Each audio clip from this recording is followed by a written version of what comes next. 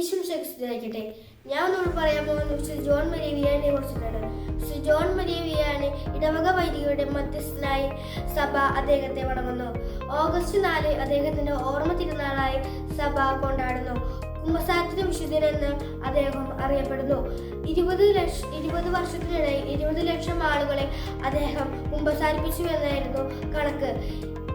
പ്രിയപ്പെട്ട വൈദികരെ, വിശുദ്ധന്റെ തീക്ഷ്ണതയിൽ നിങ്ങളുടെ ജീവിതം ജ്വലിക്കട്ടെ. വിശുദ്ധ ജോൺ മരിയ വിയാനി 1786 മെയ് 8 ഡാർഡിലെ ലിയോണസ് കിങ്ഡം ഓഫ് ഫ്രാൻസിൽ ജനിച്ചു. വിശുദ്ധ ജോൺ മരിയ വിയാനി കത്തോലിക്ക സഭയുടെ ഒരു വിശുദ്ധനാണ്. അദ്ദേഹം ഫ്രാൻസിലെ ഒരു കത്തോലിക്ക സഭയിലെ പുരോഹിതനായിരുന്നു.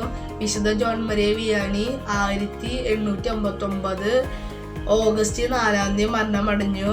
10ാം പീസ് മാർപ്പാപ്പ 1905 ജനുവരി 8 വിശുദ്ധ ജോൺ മരിയ വിയാനിയെ വാഴ്ത്തപ്പെട്ടവനായി പ്രഖ്യാപിച്ചു.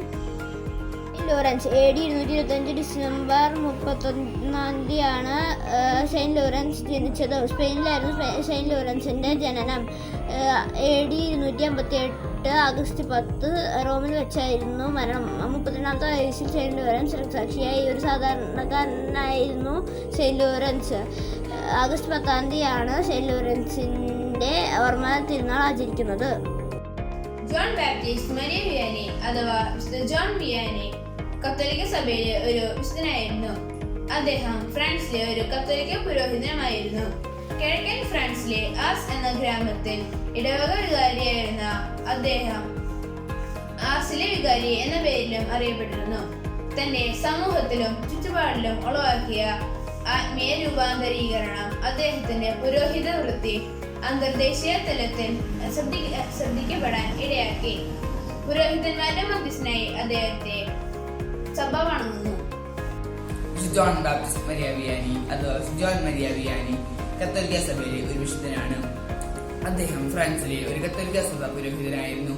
കിഴക്കൻ ഫ്രാൻസിലെ ആഴ്സ് ഗ്രാമത്തിലെ ഇടവക വികാരിയായിരുന്ന അദ്ദേഹം ആഴ്സിലെ വൈദിക വികാരി എന്ന പേരിലും അറിയപ്പെട്ടിരുന്നു. തന്റെ ചുറ്റുപാടിലും സമൂഹത്തിലും ഉണ്ടാക്കിയ ആത്മീയ രൂപാന്തരീകരണം അദ്ദേഹത്തിന്റെ പുരോഹിത വൃത്തി അന്തർദേശീയ തലത്തിൽ ശ്രദ്ധിക്കാൻ ഇടയാക്കി.